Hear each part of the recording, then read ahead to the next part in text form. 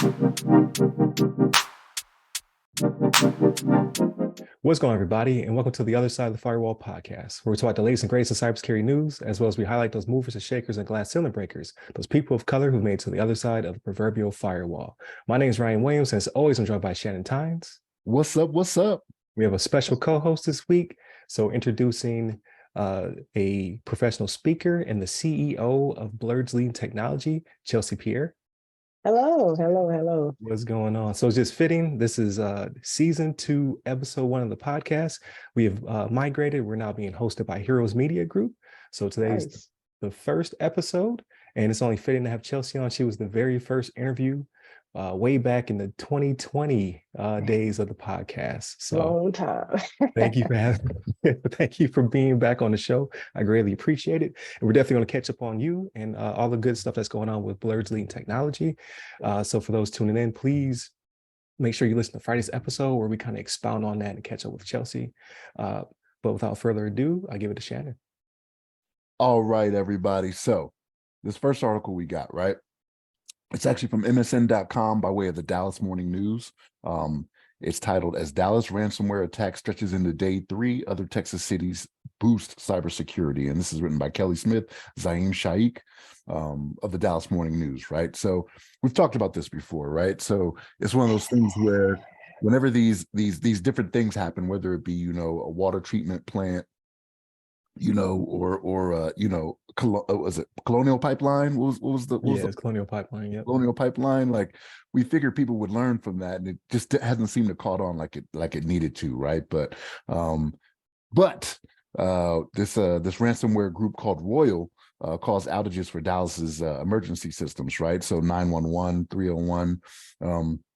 They're using backup plans down there in Dallas to kind of handle all those things. This isn't the first time we've seen it to where you've had attacks on emergency services, right? So this seems to be a popular target now because people want to pay, right? So they want to get their stuff back up and running. And even in this article, like, they talk about how, they're considering whether or not they want to pay. But I think they should treat it like Martin, right? Like, I ain't paying the $5. You know what I'm saying? Like, Martin ain't about to pay that $5 for that extra rent. You know what I mean? So granted, it's more than $5 when it happens here, but this is just one of those things where I don't want to say it's good to see, but it happening close to home made these other people think, okay, well, we need to do a little bit better, right? So they have a quote in here: "Cybersecurity is a 24/7, 365 effort that includes adjusting from what we learn from other situations like this one, right, to further our own protection," right?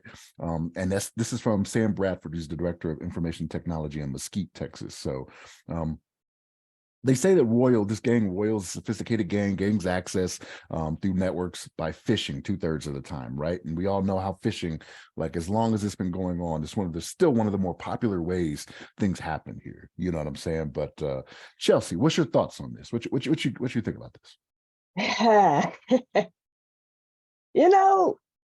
You made a point. We thought we would have learned when this happened in Atlanta, right? And that was years ago. I mean, years ago. And not saying that put out the buzz, like, oh, these cities are paying, okay. Not saying that, but you thought when the ransomware happened, and Atlanta has all of those prestigious schools and IT programs, a lot of these cohort programs and meetup groups, and just tech infrastructure city, right? Like, Atlanta is where you go. That's where the money is. It's where new development is always moving. And you would have thought, I thought, at least, and that was years ago. Like I said, that was years ago before I became who I am now. That when they said, and it was the same time, I forgot how long it was. I don't even know if it made it a week, but it was a couple of days. But when they say, we're going to consider it, that should have been like a buzz, a sound, like, oh my God, not Atlanta, right? Not Atlanta. Like Atlanta in the South. It's like Silicon Valley that's in Cali, right? Like, not Atlanta, right? And so Over time, technology has gotten wiser, and ransomware is tricky, right? Ransomware is tricky. I remember working at Geek Squad years ago, and this was like when Apple was like little A Apple, right? With the iPhones, and so when it first came out, so people were bringing in their laptops, and us at Geek Squad, I remember ransomware was a thing, and it would show the different graphics, and they're gonna tell you what graphics, but different graphics on the laptops. And then we was trying to understand that then. And back then, I'm giving you time frame like 2012, 2013 time frame when I was doing that, right? And so we're still trying to figure out, but you know, it's every city's different. I'm not going to fault the city, the technicians. Every city is different. Every city has a different level of expertise. It is just interesting that is the clutch hold. That is the virus, hit virus, right? That keeps on entrapping us. And so I read the article, I just find the article interesting. I just find these major cities interesting. And that is one of the many tools that they continue to use. And it's just fascinating. I'm just looking at it and like, okay, we're back here again. Well, let's see how Dallas decides to answer this, to respond to this, because what is it, day 2 now, day 3? Like, okay, I'm seeing a common theme. And ransomware is not, again, it's not easy. It's not easy, especially if it's an insider threat, right? But it's interesting to see what are they going to do, right? Because it keeps happening. So the thing is, before you pass it over to Ryan, like I think they are going after these major cities because there is more of an urgency to it, right? Because when you go after your Atlantas, your Dallases, you go after a Houston and LA, New York even, right? We've had it with emergency services being attacked in New York not too long ago. Like the urgency is more because you have so many more people that's affecting that. What they're hoping is that the people that are being affected by it are going to be like, hey, you guys need to do something about this. I don't care what you do, just get my services back up. You know what I mean?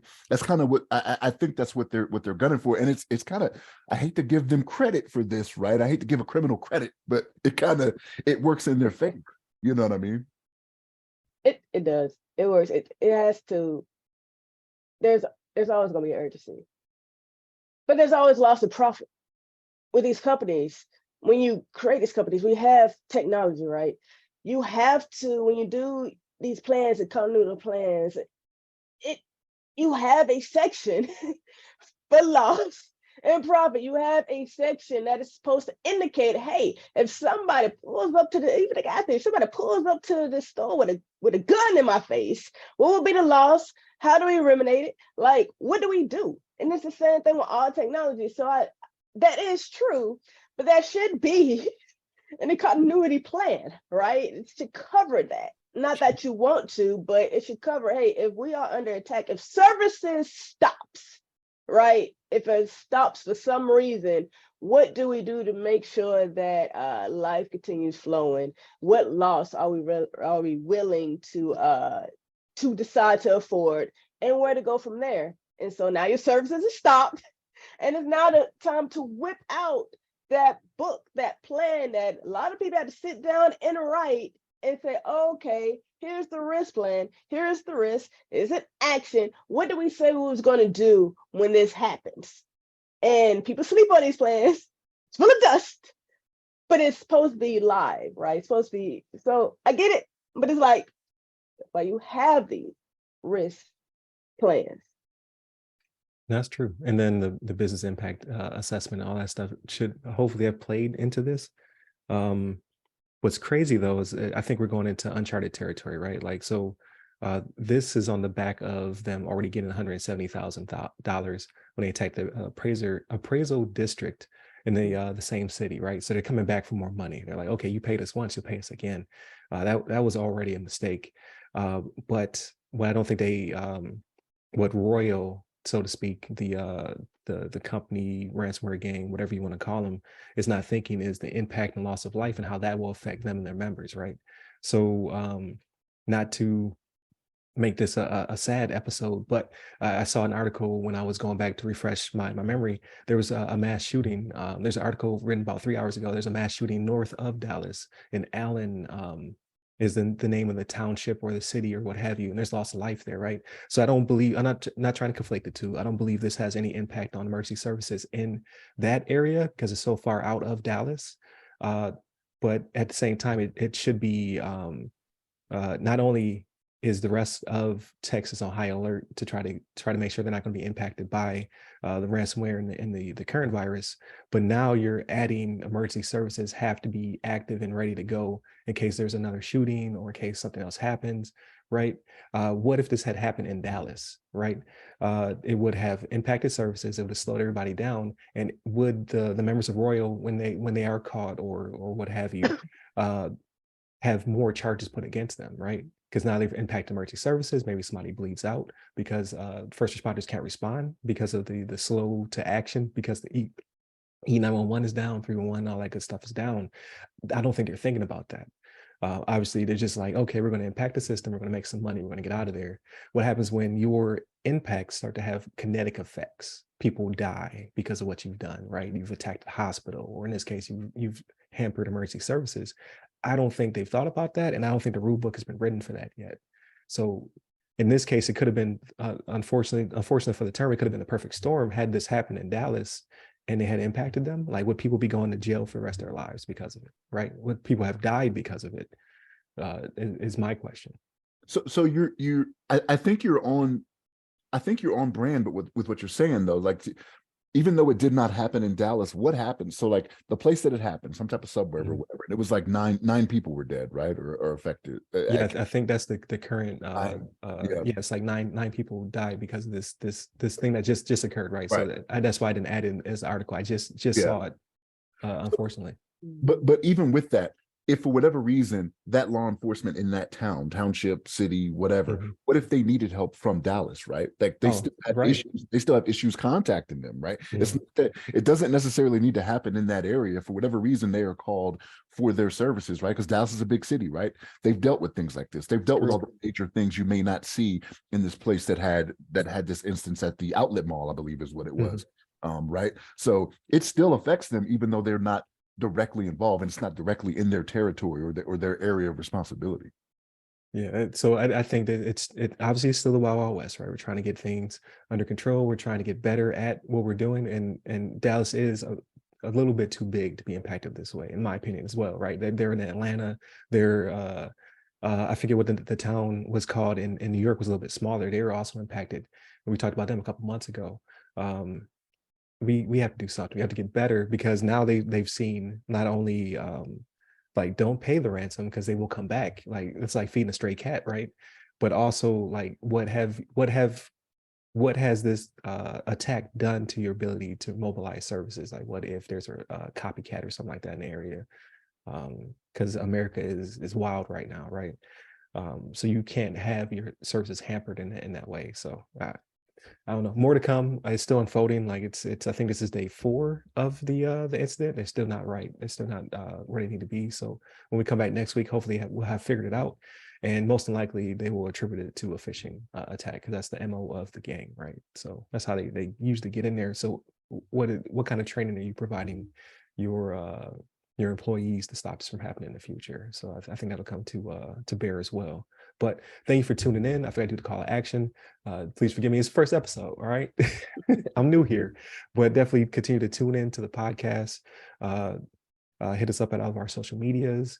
Hit up Chelsea at all her social medias, which will be tagged in this episode and all the following episodes. Definitely continue to tune in through the week, so as we catch up with Chelsea, and then listen to our topics and what have you. Like, share, subscribe, all that good stuff, and stay posted for the future. And then obviously prayers and all those good things for the people being impacted in Allen, Texas by what's currently happening. Again, it's still unfolding, so I don't have a lot of details on it, but we'll continue to give you information as it comes across. So stay safe, stay secure.